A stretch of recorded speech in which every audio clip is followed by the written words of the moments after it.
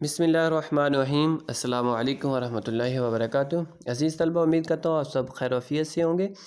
تو جو ہم نے سلسلہ تعلیم شروع کیا اسی کو ہم آگے بڑھاتے ہیں کہ ہم نے سبق لوح اور قلین مرزا ادیب کا ڈرامہ جو تھا وہ شروع کیا ہوا تھا، وہ اس کی پڑھائی ہم نے مکمل کر لی ہے، اس کی کچھ الفاظ معنی لکھ لیے ہیں اور باقی جو الفاظ معنی رہ گئے ہیں وہ آج ہم لکھیں گے۔ آپ کی اسکرین پر میں نے الفاظ معنی وہ لکھ دیے ہیں، وہ ساتھ ساتھ میں بولتا ہوں، آپ ساتھ ساتھ لکھتے جائیں اور اپنی کتاب پر یہ ایک ترتیب سے، جس ترتیب سے یہ کتاب پر الفاظ ہیں اسی ترتیب سے یہاں پر لکھیں ہیں، تو اسی ترتیب سے آپ نے ڈھونڈ کر ان کو لکھتے جانا ہے۔ تو ہم الفاظ معنی کی طرف آتے ہیں۔ سب سے پہلا جو لفظ ہے وہ ہے وہم و گمان، شک، اویزاں، لٹکنا، کشمکش، کشیدگی، پرواہ، فکر، خلش، تکلیف، بے قرار، بے چین، فریب، دھوکہ، معمہ، پوشیدہ بات، خستہ، خراب، بدنما، گندہ، مفلس، غریب، قلاش، کنگال، گمنام، غیر معروف، کوڑیوں کے بھاؤ، انتہائی سستی، وقف کر دیا، مخصوص کر دیا، بے نیاز، بے پرواہ، درد، دکھ، تخلیقات، فن پارے، جرائد، جریدہ کی جمع اخبار، دیوتا، بزرگ، ہستی، شخصیت، بھیانک، وحشت ناک، منحوس، ناپاک، خوش فہمی، اچھی سوچ رکھنا، نوازنا، عطا کرنا، سوسائٹی، معاشرہ، پیکر، مجسمہ، ذوق، شوق، شان و شوکت، رعب و دبدبہ، مرعوب ہونا، رعب میں آ جانا، امارت، تونگری یا پھر امیری، دونوں اس کے معنی ہیں۔ سراسر، مکمل طور پر، اہلیتوں، صلاحیتوں، شرارہ، چنگاری، سہانے روح، اذیت ناک، جگر کا خون، سخت محنت، اصلی، حقیقی، التجا، درخواست، دقت، مشکل، دھچکا لگا، دکھ ہوا، وقتاً فوقتاً، گاہے بگاہے، پست، گھٹیا، عوض، بدلے، سونپ دینا، حوالے کر دینا، کانپ جانا، گھبرا جانا، نالائکی، نااہلی، آسائشیں، سہولیات، جلی کٹی سنانا، تان اور طنز کی باتیں کرنا، واقف کار، جاننے والا، کمینہ، کم ذات، پاجی، کم ظرف۔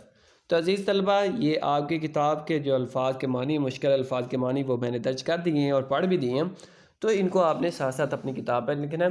اور باقی اب ہم اگلا جو اس سبق میں اہم اقتباسات ہیں ان کی تشریح کرتے ہیں، اور میں آپ کو یہ بتاتا ہوں کہ اقتباسات کی تشریح کس طرح کرنی ہے، اور اگر آپ امتحانات میں اچھے نمبر لینا چاہتے ہیں تو جو اسی طریقے کو اپنانا ہوگا، اسی کے مطابق تشریح کرنی ہوگی۔ تو عزیز طلبہ، جب آپ نے تشریح کرنی ہے کسی بھی اقتباس کی تو سب سے پہلے سوال نمبر لکھنا ہے، تو اس کے بعد آپ نے وہ اقتباس مختصراً لکھنا ہے جیسے کہ میں نے لکھا ہوا ہے۔ یہ اقتباس کی تشریح آپ نے کرنی بھی ہے اور سیمپل کے طور پر بھی میں نے آپ کو دی ہے کہ یہ تصویریں آج آپ جیسے معزز لوگوں، اس کے بعد تھوڑی سی عبارت آپ نے اقتباس کی شروع میں لکھنی ہے اور اس کے بعد جو ڈاٹس لگا دینے ہیں، اور اس کے بعد آخری چند الفاظ آپ نے آخر سے تھوڑی سی عبارت لکھنی ہے جس کا اندازہ آپ نہیں لگا سکتے۔ یہاں تک کہ جو تشریح ہے یہ میں کر بھی رہا ہوں اور آپ نے بھی اس اقتباس کی تشریح کرنی ہے، اور اس کے بعد آپ نے حوالہ متن کی ہیڈنگ دینی ہے مارکر کے ساتھ جو صفحے کے دائیں جانب۔ اس کے بعد سبق کا عنوان آپ نے لکھنا ہے، سبق کا نام نہیں لکھنا، کیونکہ نام جو عنوان کسی بھی تحریر کا ہوتا ہے اور نام کسی چیز کا ہوتا ہے، چونکہ یہاں پہ ہم تحریر کی تشریح کر رہے ہیں تو اس لیے یہاں پہ آپ نے عنوان لکھنا ہے۔ سبق کا عنوان ہے لوح اور قالین مصنف کا نام، یہاں پر مصنف کا نام لکھنا ہے، شاعر کا نام نہیں لکھنا۔ مصنف ہوتا ہے کوئی بھی جو نثری تحریر ہے وہ لکھنے والا، اور شاعر کوئی جو شعر ہے، غزل یا نظم ہے، وہ شاعر لکھتا ہے۔ تو آپ نے یہاں پر مصنف کا نام لکھنا ہے مرزا ادیب۔ اس کے بعد مشکل الفاظ کے معنی میں نے آپ کو دے دیے ہیں، آپ کی جو کتاب میں جو اس سے پہلے میں نے پڑھ کے سنا دیے ہیں، ان میں سے آپ نے مشکل الفاظ کے معنی لینے ہیں۔ اور اس کے بعد تشریح۔ اب یہاں پر ایک قابل غور بات جو ہے وہ یہ ہے کہ سبق کا عنوان، مصنف کا نام اور مشکل الفاظ کے معنی جب میں نے لکھا ہے تو اس کے بعد 2 ڈاٹ لگائے ہیں، اور اس کے بعد جو میں نے تشریح کی ہیڈنگ دی ہے اس کے بعد 3 ڈاٹ لگائے ہیں۔ اس کو تفصیلیہ کہا جاتا ہے، چونکہ ہم تشریح کرنے لگے ہیں، تفصیل اقتباس کی بیان کرنے لگے ہیں، تو آپ نے یہاں پر جو تفصیلیہ کی علامت لگانی ہے۔ تو یہ صفحہ نمبر 64 پر عبارت موجود ہے، اس کی تشریح آپ نے کرنی ہے۔ تو مختصراً میں بھی آپ کو اس کی تشریح کر دیتا ہوں۔ تو یہاں پر وہ اختر اپنے نام سے منسوب تصویروں کے حقیقت سے تجمل کے سامنے بیان کرتا ہے کہ، اور یہ کہتا ہے کہ جو تصویریں میں نے آپ کے حوالے کی ہیں، آپ جیسے بہت سارے امراء اور جو امیروں کے گھروں کی زینت بنی ہوئی ہیں، وہ میں نے نہیں بنائی، بلکہ جس شخص نے بنائی ہیں اس کی مالی حالت بھی اب بہتر ہے۔ یعنی کہ وہ تصویریں چونکہ جو نیازی نے بنائی تھی تو اب اس کی بھی حالت بہتر ہے۔ ان تصویروں کے عوض جو تصویریں میں وہ آپ کو دیتا تھا، ان تصویروں کے عوض جو رقم ملتی تھی وہ کئی طرح سے اس کے کام آتی تھی، وہ اس کو اپنے استعمال میں لاتا تھا۔ اس نے اس رقم سے اپنی بہن کی شادی کی ہے، اور یعنی کہ جو رقم اس کو ملتی تھی اسی رقم سے اس نے اپنی بہن کی شادی کی ہے۔ اسے اب آسانی سے 2 وقت کی روٹی بھی میسر آتی ہے، یعنی کہ وہ 2 وقت کی جو روٹی ہے وہ بھی آسانی سے کھاتا ہے، اور اپنے وقت جو مکان کا کرایہ وہ بھی وقت پر ادا کرتا ہے۔ اس لیے اس کا جو مالک مکان ہے وہ اس کو اس کے لیے کسی طرح کی پریشانی کا سبب نہیں بنتا، اور اس کو مکان خالی کرنے کے لیے بھی نہیں جو کہتا۔ لیکن بظاہر اتنی سہولیات حاصل ہونے کے باوجود اس کے دل کی کیا کیفیت ہے یہ میں جانتا ہوں۔ تھوڑی سی رقم کے عوض کوئی انسان اپنی اولاد کو بیچ دینا اس کے لیے بہت بڑا تکلیف دہ عمل ہے، کہ اپنی اولاد کو تھوڑے سے پیسوں کے عوض فروخت کر دینا، یہ ایک جو عام انسان ہے، نارمل انسان ہے، اس کے بس کی بات نہیں ہوتی۔ اپنی ضروریات پورا کرنے کے لیے انسان اپنی محنت بیچتا ہے۔ بازار میں جو مختلف مصنوعات بکنے کے لیے آتی ہیں، سبھی اپنے بنانے والے کے نام کے ساتھ نہیں آتی، لیکن تخلیق کار کے لیے اس کی تخلیق اس کی اولاد کی طرح ہوتی ہے، اور اپنی اولاد کو بیچ دینا، دوسروں کے سپرد کر دینا بڑے دل گردے کا کام ہے۔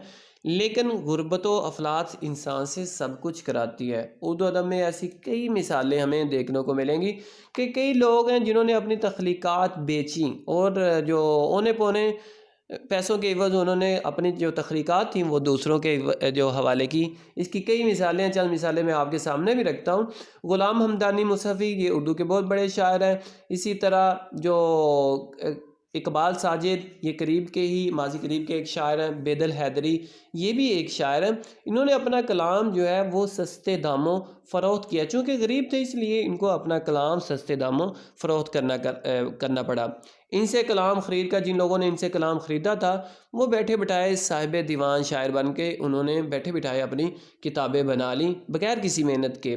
مرزا ادیب اسی معاشرتی المیے کو ہمارے سامنے پیش کرتے ہیں کہ غریب تخلیقار چاہے وہ شاعر ہو، ادیب ہو، مصور ہو، تو اس کی معاشی ضروریات اسے اپنی تخلیقات چند سکوں کے عوض فروخت کرنے پر مجبور کرتی ہے، کیونکہ غریب ہوتا ہے، اس کو اپنے پیٹ کا جو جہنم ہے اس کو بھی ٹھنڈا کرنا ہوتا ہے، تو اس لیے وہ اپنی جو تخلیقات ہوتی ہیں ان کو فروخت کرنے کے لیے آمادہ ہو جاتے ہیں۔ اور اسی وجہ سے لوگ جھوٹی نمود و نمائش اور فن پروری کے الزام میں ان تخلیق کاروں کا استحصال کرتے ہوئے ہمیں نظر آتے ہیں کہ وہ ان سے جو ان کی جو تخلیقات ہوتی ہیں وہ خرید کر اپنے نام کے ساتھ جو معاشرے میں فروخت کرتے ہیں۔ تو یہ یہاں پر مرزا ادیب نے جو المیہ ہمارے معاشرے کا وہ بیان کیا، اور اسی طرح آپ نے اس پیراگراف کی تشریح کرنی ہے۔ آج کی جو آپ کی ڈائری ہے وہ مشکل الفاظ کے معنی جو میں نے لکھوا دیے ہیں وہ آپ نے لکھنے ہیں، اور مدرجہ بالا اقتباس کی تشریح لکھنی ہے، جو اوپر اقتباس دیا گیا ہے اس کی تشریح آپ نے لکھنی ہے۔ آج کے لیے اتنا ہی کافی ہے۔ اگلے لیکچر تک کے لیے اپنا خیال رکھیے گا بہت سارا۔ اللہ حافظ۔